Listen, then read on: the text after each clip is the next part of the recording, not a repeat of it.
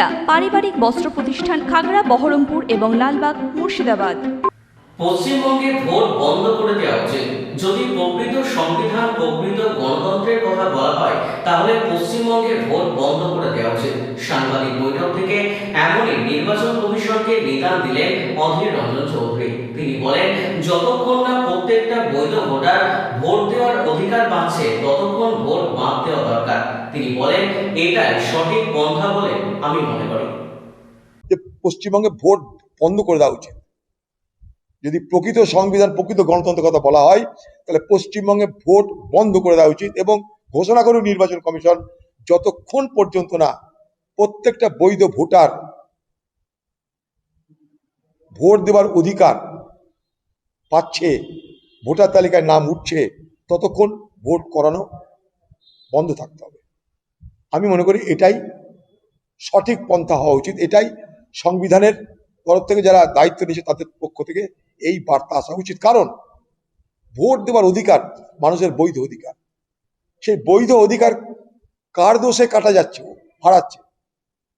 একটা মানুষের ভোট দেওয়ার যে বৈধ অধিকার সংবিধান দিয়েছে, রাইট টু ভোট, সেই ভোট দেওয়ার অধিকারটা কাদের দোষে হারাচ্ছে? মানুষ হারাচ্ছে নির্বাচন কমিশন, রাজ্যে উভয়ের দোষে, উভয়ের উদাসীনতায়।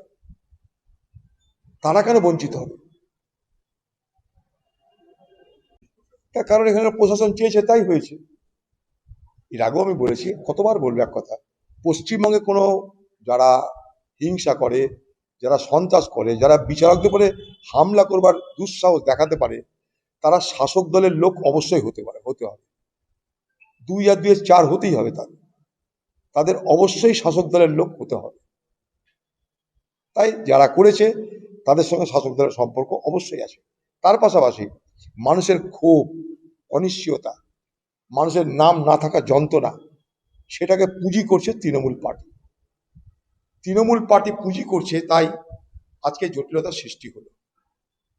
সরকার যদি, প্রশাসন যদি, পশ্চিমবঙ্গের মুখ্যমন্ত্রী যদি সতর্ক হতেন, তাহলে আজকে এই মানুষগুলোকে এই অনিশ্চয়তার মধ্যে থাকতে হতো না।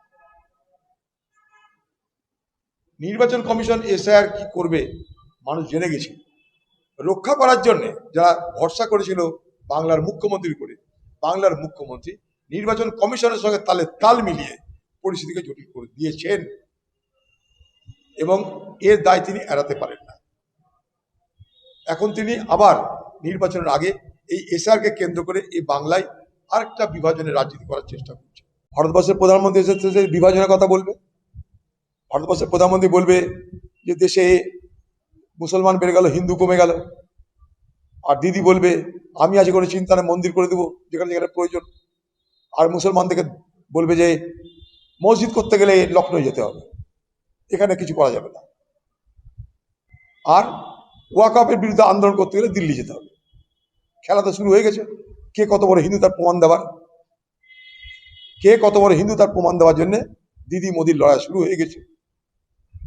ওয়েস্টার্ন আউটফিট, ফ্যান্সি চুড়িদার, শাড়িতে রকমারি রঙের সমাহার, ফ্যাশনে এসেছে আজ নতুন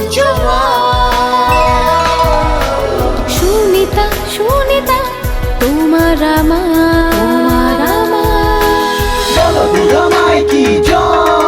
আজ পুজোর হাওয়া, নতুন চাওয়া, পোশাকের এই আমি সুনিতা মন ছুঁয়ে যায়। সুনিতা, সুনিতা, সুনিতা সবার। সুনিতা 309 নেতাজি রোড, খাগড়া, বহরমপুর, মুর্শিদাবাদ।